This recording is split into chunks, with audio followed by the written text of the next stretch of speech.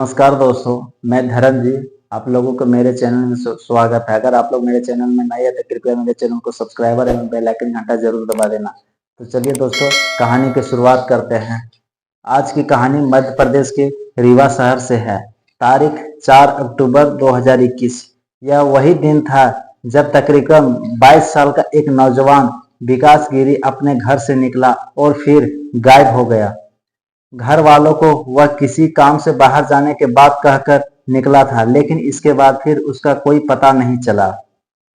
शाम का वक्त था। घर वाले बहुत परेशान हो गए। अपने तौर पर अपने बेटों को इधर उधर ढूंढते रहे, लेकिन नहीं मिला। फोन किया कई बार, सारे फोन जो अनसोर्ट जा रहे थे। बाद में फोन स्विच ऑफ हो गया तो घर वालों की बेचैनी और बढ़ गई। इसके बाद घर वाले थक हार कर मऊगंज पुलिस स्टेशन पहुंचे। कहा, मेरा नाम इंद्रलाल गिरी है और मेरा बेटा विकास गिरी 4 अक्टूबर से लापता है। हमने अपने बेटों को इधर उधर ढूंढते रहे, लेकिन उसकी कोई खबर नहीं मिली। उन्होंने थाने में अपने बेटे की गुमशुदगी का रिपोर्ट दर्ज कराई। अब पुलिस ने इस मामले का जांच शुरू कर दी। यह जो लड़का है विकास गिरी, इसके बारे में ज्यादा से ज्यादा जानकारी जुटाने की पुलिस लोगों ने कोशिश करने शुरुआत कर दी। शुरुआती छानबीन में यह पता चला कि विकास गिरी जो है वो फॉरेस्ट डिपार्टमेंट के साथ काम करता था। यानी फॉरेस्ट डिपार्टमेंट का एक ठेकेदार था जो पेड़ लगाने का ठेका लिया करता था। यानी वन विभाग में प्लांटेशन आदि की ठेकेदारी करता था। अब पुलिस ने यह पता करने की कोशिश की कि कहीं कोई उसे अपने साथ तो नहीं ले गया है, या उसे कोई अगवा करके या कहीं अपनी मर्जी से भाग तो नहीं गया है, या तो फिर कहीं लव अफेयर का मामला तो नहीं है। तमाम एंगल पर पुलिस ने छानबीन करना शुरुआत कर दी। लेकिन 2 दिन 2 महीने गुजरते रहे और विकास का कोई पता नहीं चला, ना ही कोई सुराग मिला। अब पुलिस ने भी अपने हाथ पांव ढीले कर दिए थे और घर वाले भी धीरे धीरे परेशान हो रहे थे। लेकिन तकरीबन 4 महीने गुजरने के बाद इस मामले में एक मेजर ट्विस्ट आया, और यह ट्विस्ट जो है अपने आप में बहुत ही दुखद, बहुत ही दर्दनाक था। 4 महीने बाद 5 फरवरी 2022 यानी लापता युवक के पिता इंद्रलाल गिरी ने मोबाइल से पुलिस को सूचना दी। उसने कहा, दूधमनिया जंगल में एक नर कंगाल पड़ा है। उसके पास पैंट शर्ट, वॉलेट और आधार कार्ड सहित अन्य कागजात पड़े हैं जो मेरे लड़के विकास गिरी का हूबहू उसी से मिलता जुलता है। यह कि जंगल में मवेशी चराने जाने वाले कुछ लोगों ने एक लाश देखी, और वह कई टुकड़ों में बटी हुई थी, अलग अलग हिस्सों में बिखरा हुआ था। और वह लाश जो है देखने के बाद मानवीय कंकाल तथा लोगों को बड़ा झटका लग रहा था। फिर उन लोगों ने उस लाश के आसपास की चीजें भी देखने की कोशिश की, और क्या क्या चीज पड़ी है, जिसकी मौत हुई है, यह कौन है। जब लोगों ने अपने तौर पर लाश के आसपास कई चीजों को बड़े ध्यान से देखा तो उन्हें वहां से 3 चीजें मिली। एक तो उसके कपड़े मिले, उसका पैंट शर्ट, और दूसरा मिला उसका वॉलेट यानी पर्स, और तीसरी चीज मिली थी वो थी उसका आधार कार्ड। आधार कार्ड में उस इंसान का नाम भी लिखा था और उस समय उसके घर को पता भी लिखा था। जिस जगह पर यह लाश मिली थी उस जगह का दूधमनिया पहाड़ कहते हैं। दूधमनिया पहाड़ के जंगलों में यह लाश मिली थी, और जब चरवाहे ने यह लाश देखी और फिर आधार कार्ड देखा तो उनको समझ में आ गया कि यह लाश जो है शायद इसी विकास गिरी नाम के नौजवान की होगी, जिसके आधार कार्ड वहां मौके पर पड़ा हुआ है। इनमें से कुछ लोग हैं शायद विकास गिरी को जानते भी थे, क्योंकि विकास का जो घर है जहां पर यह लाश मिली थी वहां से कोई बहुत ज्यादा नहीं बल्कि मुश्किल से 3 किलोमीटर के फासले पर विकास जी का घर था। ऐसे में इन लोगों ने सबसे पहले विकास के घर वालों को ही जानकारी दी और विकास के पिता को बताया कि उन्हें जंगल में कंकाल मिला है, और कंकाल के पास उनके बेटे का आधार कार्ड भी मिला है। आप एक बार आकर देखिए। विकास के पिता फिर दौड़ते हुए भागते हुए वारदाता पर पहुंचे और उन्होंने आकर देखा, और वाकई यह देखकर हैरान रह गया, और वह बहुत दुखी हुए कि एक कंगाल जो है वह जंगल में एक बड़े इलाके में बिखरा हुआ था। उसकी हड्डियां जो थी वो बिखरी हुई थी। विकास गिरी का था, इसके अलावा जो पैंट शर्ट था उनका भी रंग बदल चुका था, लेकिन फिर भी परिवार के लोगों को पहचान ही लेते। उन्होंने पैंट शर्ट को देखकर उनके वॉलेट को यह कंफर्म कर दिया कि यह एक चीजें जो है विकास की ही है। कंकाल को देखकर तो फिर कंफर्म कर पाना किसी के लिए नामुमकिन था, लेकिन उसके पर्स, वॉलेट और जिस तरह से वहां से एविडेंस मिल रहा था, उस तरह से यह बात तो जाहिर हो गया था दोस्तों कि ये लाश जो है उसी की है। लेकिन अब तक जो बात सामने आए हैं उसके मुताबिक एक बात समझ में आ रही थी कि शायद यह कंकाल विकास का ही है। उसके शायद किसी ने हत्या कर दी या कोई एक्सीडेंट की वजह से उसकी मौत हो गई। फौरन इंद्रलाल गिरी ने पुलिस को वहां फौरन पहुंचे और पुलिस ने उस कंकाल को रिकवर के लिए फॉरेंसिक एक्सपर्ट को बुलाया। मौका वारदात पर आकर आपको जानकर हैरानी होगी कि फॉरेंसिक एक्सपर्ट ने जब उन हड्डियों को कलेक्ट किया तो हड्डियां जो थे वो 80 टुकड़ों में बटी हुई मिली। यानी 80 अलग अलग हड्डियों में मिली, जो कि पुलिस ने एक जगह जमा किया और उन्हें पोस्टमार्टम के लिए भिजवाया गया, ताकि यह बात पता चल सके कि कितने समय पहले इस शख्स की मौत हुई। और इसके अलावा पहचान करने के लिए डीएनए जांच भी बहुत जरूरी थी, क्योंकि सिर्फ कंकाल मिलने पर उसकी पहचान तो नामुमकिन थी। अगर मान लीजिए कोई लाश का कत्ल 1 या 2 दिन पहले हुआ हो, चेहरा देखकर घर वाले पहचान सकते हैं, लेकिन कंकाल देखकर कोई कैसे पहचान सकते हैं कि आखिर ये इसी के लाश है। लिहाजा डीएनए बहुत जरूरी था। तो डीएनए सैंपल भी पुलिस ने फॉरेन एक्सपर्ट ने कलेक्ट किए और विकास गिरी के पिता और माता के डीएनए सैंपल भी पुलिस ने लिए। और जब छानबीन हुई, आगे डीएनए की रिपोर्ट आई, तो यह बात वाकई कंफर्म हो गई थी कि वो डेड बॉडी जो है, कंकाल जो है वो विकास गिरी का ही था। पुलिस ने अब इस पर सिलसिले में कत्ल का मुकदमा दर्ज कर दिया, क्योंकि जिस तरह से विकास गायब हुआ, जिस तरह से उसका मोबाइल फोन स्विच ऑफ हो गया, फिर जिस तरह से जंगल में उसकी लाश मिली, वह सारी चीजें इशारा कर रही थी कि यह महज कोई एक्सीडेंट का मामला नहीं हो सकता है। क्योंकि ऐसे में जिस दूधमनिया पहाड़ के जंगलों की बात कही जा रही है, वहां कोई आदमखोर जानवर भटक रहा है जिसने विकास की जान ले ली है, इसकी तो कोई गुंजाइश नहीं। और वहां कोई एक्सीडेंट वाली बात भी नहीं थी। किसी गाड़ी से कोई टक्कर लगी होती तो ऐसी कोई बात भी नहीं थी। तो फिर यह मामला कत्ल का ही लग रहा था और पुलिस ने इस मामले में रिपोर्ट दर्ज कर ली। अब पुलिस ने कत्ल को मुकदमा दर्ज करके छानबीन शुरू की और घर वालों से पूछताछ भी शुरू की। अब जब घर वाले इस मामले को गुमशुदगी का मामला मानकर चल रहे थे, अब उन्होंने भी अपने दिमाग पर जोर डालना चालू किया कि आखिर उनके बेटे की हत्या किसने की होगी, कैसे की होगी। बहुत जोर डालने के बाद उन्होंने कुछ एक लोगों का नाम बताए जिनके साथ उनके बेटे विकास का बिजनेस को लेकर थोड़ा कंपटीशन चल रहा था। पुलिस ने यह जो बिजनेस राइट्स जिनके बारे में पुलिस पहले भी पता कर चुकी थी, पुलिस ने एक बार फिर से उनके बारे में जानकारी जुटाने की शुरुआत की। को पूछताछ के बाद पुलिस ने बुलाया, लेकिन तमाम कोशिश के बावजूद पुलिस का ऐसा कोई भी बिजनेस राइट्स नहीं मिला जिस पर पुलिस को शक हो सके। आने पुलिस की पूछताछ में सारे लोग बेदाग और निर्दोष साबित हो गए। अब इस मामले की जांच आगे बढ़ना पुलिस के लिए बहुत बड़ी चुनौती हो गई थी, क्योंकि यह मामला पहले तो ब्लाइंड मर्डर का था, पहचान ही नहीं हो रही थी।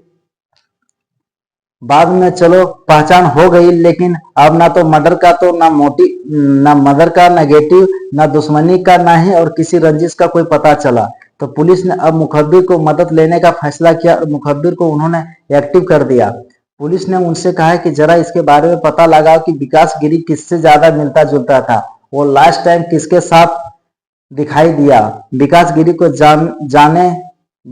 की जान आखिर किसने ली हुई, क्या मामला रहा होगा। साथ ही मृतक की नजदीकी दोस्तों से गोपनीय जानकारी जुटाई। तब कुछ लोगों ने पुरानी घटनाओं का जिक्र किया। साथ ही घूम फिर कर हत्या का आरोप यूनुस अंसारी के घर वालों पर जा रहा था। आगे और मुखबिर से जब लोगों से बातचीत हुई तो मुखबिर ने शक की सुई है जो एक इंसान की तरफ ही जा रही थी, जिसका नाम था यूनुस अंसारी। यह यूनुस अंसारी बेशकली विकास गिरी का ही बिजनेस पार्टनर था, जो विकास से उम्र में तकरीबन 10 साल बड़ा था। लेकिन विकास के साथ उसकी अच्छी दोस्ती और यूनुस और विकास यह दोनों मिलकर वन विभाग के प्लांट टेंशन के ठेके लिया करते थे। दोनों बिजनेस पार्टनर थे, तो दोनों दोनों का एक दूसरे के घर भी आना जाना था। ऐसे में यूनुस अंसारी पर शक करना वह अपने आप में बहुत अजीब बात थी, और घर वाले भी इसलिए हैरान थे क्योंकि विकास की मौत के बाद यूनुस और उसके परिवार कई लोग भी कई बार मातम पुरसी कर चुके थे, कई बार अपने दुख का इजहार कर चुके थे, लेकिन मुखबिर यह शक जाता रहा कि इसके कत्ल के पीछे यूनुस अंसारी का हाथ हो सकता है। पुलिस को यह बातें बता रहे थे। पुलिस को इसी क्रम में छानबीन के क्रम में एक बड़ी अजीब सी बात और पता चली, जिसने पुलिस को शक यूनुस के ऊपर और गहरा कर दिया। यह बात थी कि दुधमनिया पहाड़ का जो इलाका था जहां पर यह डेड बॉडी मिली थी, उसी तरफ जाने का जो रास्ता था, उसी रास्ते पर यूनुस अंसारी का भी घर था। और पिछले कई महीनों से जब रीवा के लोगों और खासकर यह जो के आसपास के लोगों से उस दुधमनिया पहाड़ की ओर जाते थे या जाने की कोशिश करते थे, तो यूनुस अंसारी उसके परिवार के तमाम लोग इन लोगों को मना करते थे कि जंगल में मत जाओ, वहां खतरा है, वहां दिक्कत है, वहां जानवर है, वहां हादसे होते हैं। इस तरह की तमाम बातों कहकर जब वहां लोगों को डराया करते थे और लोगों को कुल मिलाकर यूसुफ अंसारी और उसका परिवार जो है वह जंगल में जाने से मना किया करता था, तो यह बात लोगों ने पहले तो लगी कि हाँ, यूनुस और उसके घर वालों ने कई बार दुधमनिया पहाड़ की तरफ जाने से रोका है, लेकिन जब यह डेड बॉडी मिली तो लोगों को वह बातें याद आने लगी कि उन्होंने यूनुस और उनके घर वालों ने कई बार दुधमनिया पहाड़ की तरफ जाने से रोका था। यह बात जब पुलिस को पता चली तो पुलिस को लगा कि शायद दाल में कुछ काला है, अदरवाइज यह लोगों को क्यों जंगल की तरफ जाने से रोकेंगे। वहां के लोगों को जंगल से आना जाना और जंगल से बड़ा नजदीकी रिश्ता है, तमाम चीजें जंगलों से मिलती है। लेकिन यह बात जब पुलिस को पता चली तो पुलिस को लगने लगा कि शायद इस मामले में मुखबिर जो बता रहे हैं यूनुस के बारे में वो बात सही है। अब पुलिस ने यूनुस अंसारी को बुलाया और कम से कम 20 से 25 ऐसे सवाल तैयार किए जो यूनुस अंसारी इस सिलसिले में पूछे जाने थे। यूनुस ने पहले इधर उधर की बातें सुना, लेकिन जब पुलिस ने उसके सवालों के सामने रखा तो उसके चेहरे का रंग उतर गया। फाइनली उसने यह कबूल कर लिया कि अब से कई 4 महीना पहले उसी ने अपने बहनोई के साथ मिलकर विकास गिरी की हत्या की थी। अब कहानी में ट्विस्ट और टर्न आया दोस्तों, चलिए सुनते हैं। हाँ, वो बिजनेस पार्टनर जिस पर विकास हद से ज्यादा भरोसा करता था, उसी बिजनेस पार्टनर ने अपने पार्टनर की विकास की हत्या कर दी। लेकिन सवाल यह है कि आखिर क्यों हत्या की और कैसे हत्या की, इसका जवाब अब यूनुस को देना था। बयान के बाद आईपीसी धारा 302, 201, 34 का प्रकरण दर्ज किया गया। इसके बाद पुलिस ने आरोपी से पूरे हत्याकांड की कहानी पूछी। तब यूनुस ने 3 अक्टूबर 2021 को पूरा घटनाक्रम बताया। यूनुस से जब पूछताछ हुई तो उसने यह बताया कि विकास गिरी को उसके घर आना जाना था। शाम को 6 बजे विकास गिरी मेरे घर देसी अंडा लेने आया। कुछ देर बाद अंडा लेकर अपने घर चला गया। इसी बीच हम और जीजा सिरताज अंसारी जंगल घूमने चले गए। घर में बाकी लोग थे। रात 8 बजे एक बार फिर विकास गिरी मेरे घर आया। वह मेरी बड़ी बहन आने सिरताज अंसारी के पत्नी से गलत हरकत कर रहा था। घर आए थे तो उसके रंगे हाथों पकड़ लिया। मेरी 3 बहनें थी और तीनों बहनों में से एक बहन के ऊपर विकास की बुरी नजर थी, और विकास जो है वो उस बहन के साथ बदतमीजी किया करते थे। बहनों से जानकारी ली तो घर वालों ने बताया कि विकास गिरी छेड़ रहा था। तभी मृतक हम लोगों को देख भागने लगा। इसके बाद मैंने और जीजा ने उसका पीछा किया। जीजा ने पीछा से एक डंडा मारा तो वो मर गया। तब हम दोनों ने मिलकर विकास गिरी के हाथ एवं पैर को रस्सी से बांध दिए। लाश मृतक के परिजनों को ना मिले, ऐसे में 2 किलोमीटर अंदर जंगल में जाकर छुपा दिए। धीरे धीरे लाश डिकम्पोज हो गई। कई महीनों बाद जंगली जानवर लाश को खा गए, जिससे पूरी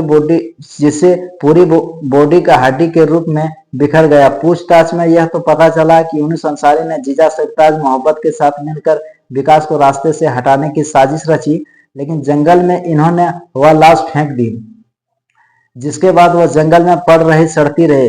किसी एक दूर तक उसके बारे में कोई अंदाजा, कोई गुमान नहीं था, और इस तरह से वक्त गुजरता गया और गुमशुदगी का मामला एक रहस्य बनकर रह गया।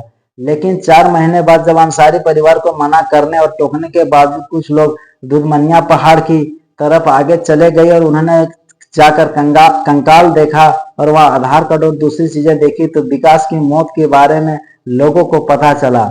और तब उसके बाद कैसे तफ्तीश हुई, कैसे गिरफ्तारी, ये सारी बातें तो मैंने आपको बता ही दी।